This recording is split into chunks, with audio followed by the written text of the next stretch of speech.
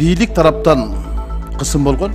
Мына Нурбек отурат, кол коюудан качып койгон Алтынбек Жунус уулу комитетке киргизгенге мени башым экөө эмес деп киргизбей койгон болчу. Мына ошол чындык бүгүн чыгып атат. Коомдук Кооптук шаар долбоорунун экинчи этабында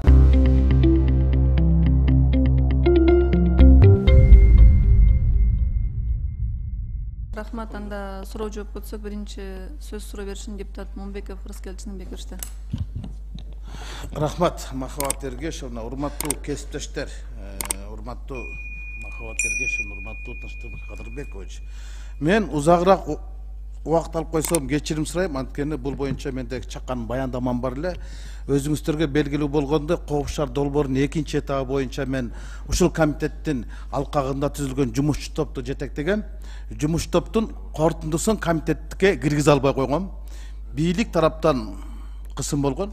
Мына Нурбек отурат, кол коюудан качып койгон Алтынбек Жунус уулу комитетке киргизгенге мени башым экөө эмес деп киргизбей койгон болчу. Мына ошол чындык бүгүн чыгып атат. Кооптук шаар долбоорунун экинчи этабында экинчи адам камакка алынды. Биринчи адам Сыргак Кенжебаев деген 2019 жылдын 20 декабрында $350.000 акча менден талап кылды деп АКС ГКМга жаза адамды каматса, экинчи адам 20 майда Азамат Дыйканбаев деген премьер-министрдин орун басары $2,600,000 сом акча менден талап кылды деп камакка алынды ГКМ тарабынан. Мунун өзү эле бул долбоордо чоң коррупция бар экенин айгинелеп турат.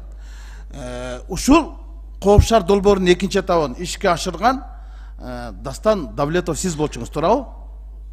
Сиз болчуңуз. Сиз былтыр июнь айында мен Англиядагы окуума кетип атам, бул деген адамдын баласына бир келе турган шанс экен, мүмкүнчүлүк экен деп кеттиңиз эле. Бир жыл өтпөй келип калганыңызга эмне себеп болду?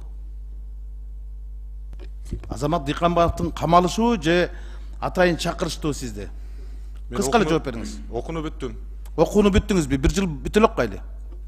Мен июнь айында баштагам, 11 ай окудум. 1 жылдык магистралык программаны Гарвардда. Бир жыл боло элек дейм да. 11 ай дедим. Эми мындай да, ошо кыргыз өкмөттө таң каласында таң көрүшү. Сиз мен билгенден каалаган убакта келесиз, каалаган убакта кетесиз.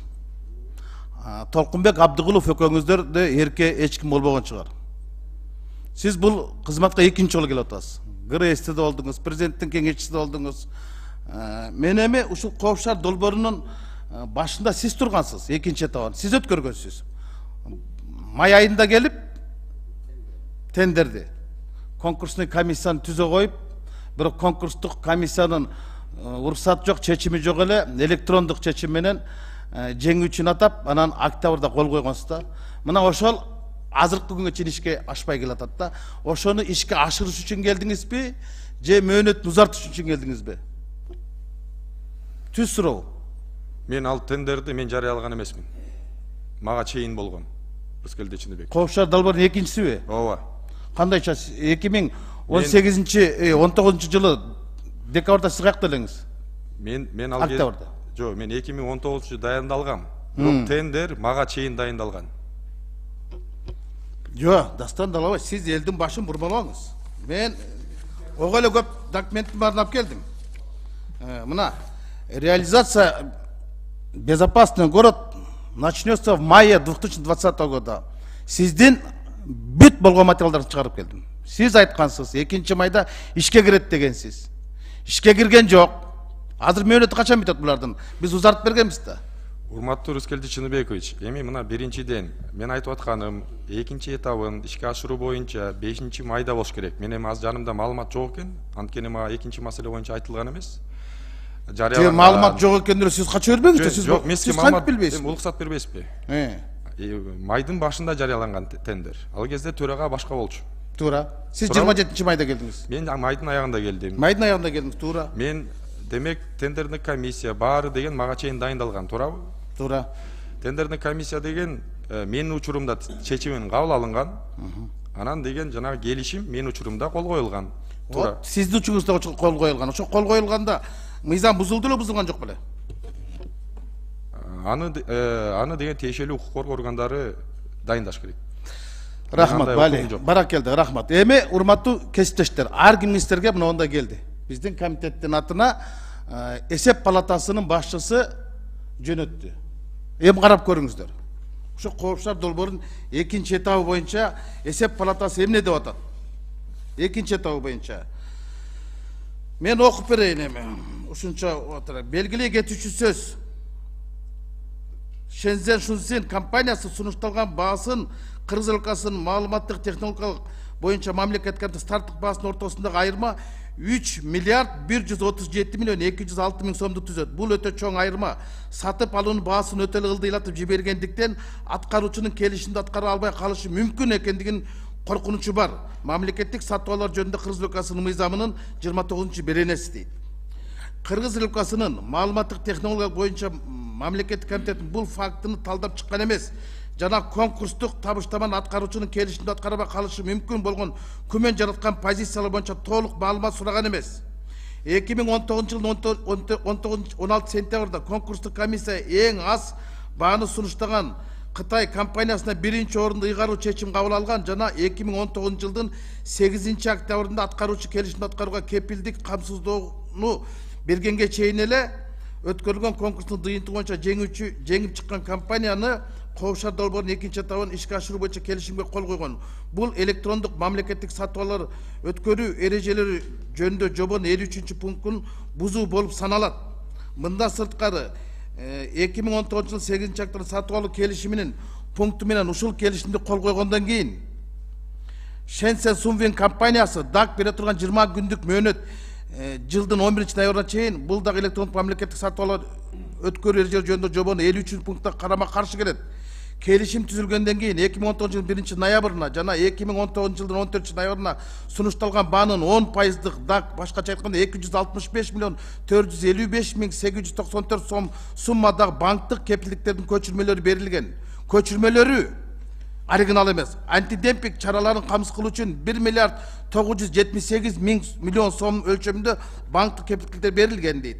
Аудит жүргүзүлгөн учурда Кыргыз өлкөсү маалыматтык технологиялык байланыш мамлекеттик комитетинин депозиттик эсебине 59 миллион 331 миң сом суммада конкурстук табыштардын кепилдик камсоосу бар болгон. Алар сатып алуу келишимине кол коюлгандан кийин аткаруучуга кайтарып бериш керек болгон. Конкурстук табыштаманын кепилдик камсыздоочу банктык кепилдиктердин техникалык катарга байланыштуу аткаруучуга кайтарылып берилген эмес. 3 банктык кепилдик ошол эле суммадагы башка жаңысына алмаштырылган. Бирок башка номер жана 2020 жылдын 21 январындагы башка дата коюлган. Кытайдын бир банкынан булар 6 банковский гарантия алган, 3-өө фальшивый болуп чыккан. 3-өө фальшивый болуп чыккан. Бүгүн биз эмне үчүн Азамат Дыйканов камалып кетти? Мыногу 224 миллион сом акча 10%дык акча өтүш керек болчу. А банктар менен келишимди булар жана тендерден аягына чейин эмес 1 жылга кылдыр. Мына ушуну караган эмес. Ошонун эсебинен Азамат Дыйканов деген мындан кече камакка алынды. Узартып бербей койгондук үчүн камакка алынды. Бул деген чоң мафия болгон. Эң чоң коррупция болгон. Мына азыр Коопшар долбоорунун экинчи этабы ишке киргизилбесе мөөнөт өтүп кетти. Кыргыз өлкөсү мына бизге билгизбеген, бизге киргизилбеген мен бир документти сууруп чыктым. Мына урматтуу депутаттар, убагында мен ушулардын баардыгын негиздеп тегиздеп жазсам, мен эч ким колдогон эмес. Бул жерде башкы прокурордун орун басары Нурлан Дүйшөнбиев жазып атат. Предписание председателя Государственного комитета информационных технологий связи Кыргыз Исмаилов деп Алтынбекке жазып атат. Тендер боюнча бүт мыйзам бузулган деп атат.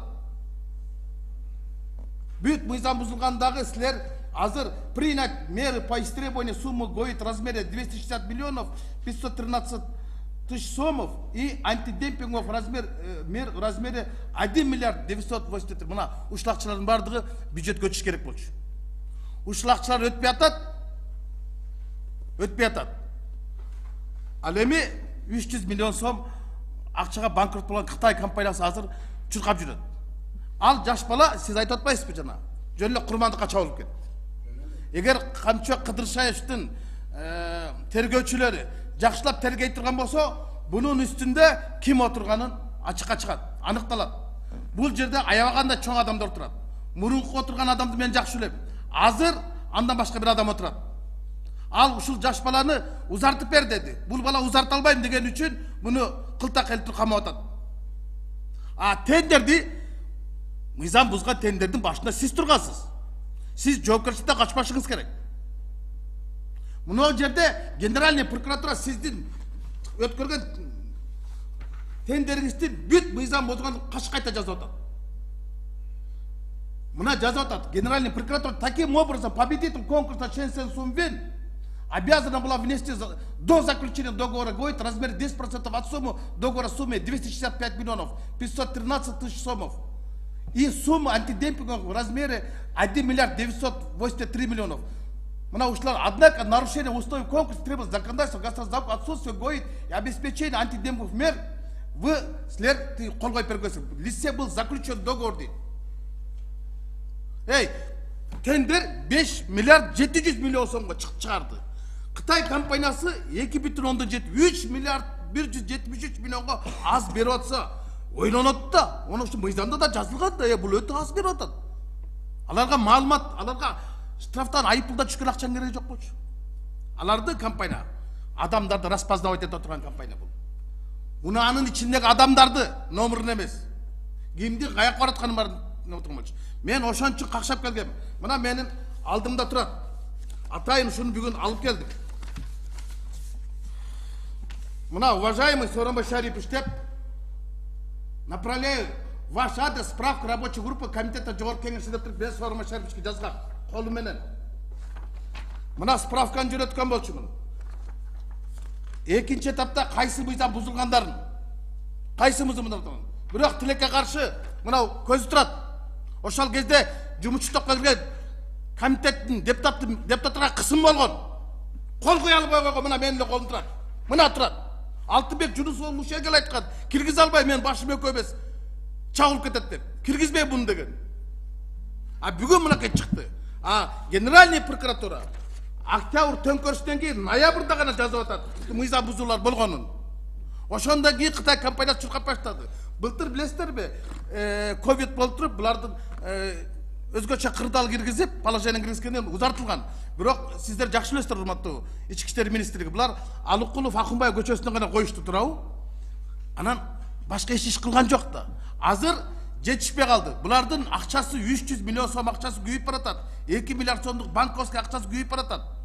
Анан булар чыгып атат, чыкпаган жерге. Анан ушинтип каматып атат. Эки адамды каматып бердик. Бир иш кылган жок. Мына маалыматтык коопсуздук деген каякта. Мен буту күйгөн тоокто чылкырап чыкканда эч ким мени коргогон эмес, колдогон эмес. Бүгүн азыр жап-жаш баланы каматып бердик. Өкмөт башчынын орун басары, отличник, айтишник бала бүгүн абакта турат. Жебеген самс үчүн. Тендердин башында булдаг турган эмес, тетякта турган. Мына Дастан Давлетовичтин көзү турат, мына жаңы келди. Мен былтыр ушу келишимди бергилечи десем, ана качып, мына качып, беришпей, аягында Шатемиров деген орун басар аркылуу мага жазып жибериптир. Биз Кытай тараптын уруксаты жок, бере албайт экенбиз, экинчи тарап макулдук бериш керек экен деп. Эмне мамлекеттик жашоонун бар деп. Мен бүгүнкүгө чейин ала албай койгом. Ошон үчүн өткөндө жыйында айткам, ушул экинчи этап боюнча экспертиза жүргүзгүлө, чыгат нерсе дегем. Мына азыр өкмөттүн бизге жазыптыр, тергөөнүн купуялыгы бар деп. Бирок монтип чыгып калбадыбы? Эсеп палатасы эң соңку жазып бербедиби? Генеральный прокуратура чыгарган турбайбы? Действительно экинчи этапта чоң мыйзам бузуу болгон деп. Мен урматтуу өкмөттүн өкүлү, Тышкы иштер министри Руслан Казакбаевга билдириңиз. Комитеттин чечимине да кошолу. Кытайда коррупция деген бул эң чоң кылмыш. Анан Кытайдын компаниясы пара берип биздин адамдарды каматып атат. Каматканда дагы премьер-министрдин орун басарын каматып атат. Менден талап кылды деп. Эмне үчүн алган киши камалбайт да, берген киши камалбаш керек? Эмне үчүн?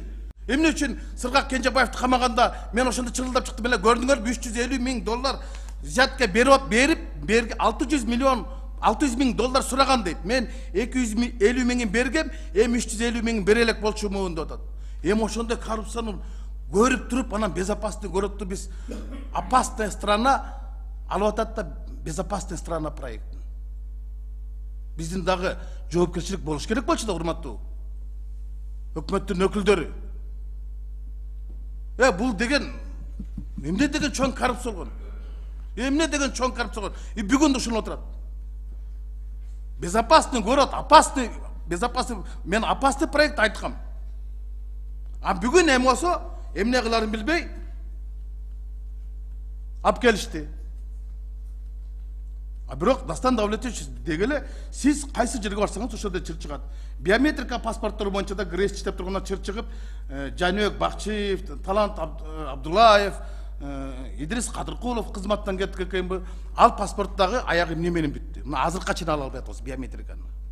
Бул безопасный городто бүттү. Экинчи этабы кирбей калды. Анан өкмөттө мындай жоопкерчиликтүү адамдар жок ушул тармакта. Биз айтишник, атличник дегендердин бар деле аферист, мошенник болуп чыгып атпайбы? Бул тармакта дегеле санариттештирүү тармагында саясат жок болот атпайбы? Жыштыктар боюнча канча адам отуруп чыкты? Безопасный город боюнча канча адам отуруп атат? Биометрикалык паспорт боюнча ГРСте канча адам камалып атат? Таптакыр саясат жок. Анан түндүк санарит деп коюшат. Соткан чукуганды эле билбейт чын-чынына келгенде. Анан санарит деп сүйлөп коюшат. Ошондуктан комитеттин жыйында, урматтуу кесиптештер, макул болсоңуздар, Кыргыз өлкөсүнүн өкмөтү мамлекеттик технология боюнча комитет, азыр эми санариттештирүү боюнча, өнүктүрүү боюнча комитет болбодуңар. Силер Кытай менен болгон түзүлүүнү келишимине чыккыла. Эки адамдын шорунда калдыңар. Мөөнөтүн узартпагыла. Эгер мөөнөтүн узартабыз десеңер, өкмөттүн мөөнөтүн кыскартасыңар. Анан башкы прокуратурага сунуш. Ушул кетирилген кемчиликтер боюнча тендер өткөргөн адамдардын жеке жоопкерчиликтери каралыш керек. Качанга чейин эле биз кошомат кылып келе беребиз, качанга чейин кол көтөрүп келе беребиз. Мына эми эсеп палатасы эң сонун документти бардыгыбыз депутаттарга таркатып берди. Карап окуп койгулачы. 11 пункты бузулган мамлекетке 2 миллиард сомго жакын акча түшпөй калганына отуруп. Та биз болсо 20 миллион сом коррупция деп туруп, кустурдук деп туруп макталып атабыз. 2 миллиард 224 миллион сом мамлекет пайда көрөт ушундан. Плюс дагы 59 миллион теге готызысы бар. Мына акча каякта жатат? Туп-туура жазып атат генеральный прокуратура. Истребовать деп. Бүттү деп атат. А жок, биздикилер өкмөт узартканга аракет кылып, бири камалса экинчисин түштөн кийин алып келип салды. Уят. Рахмат.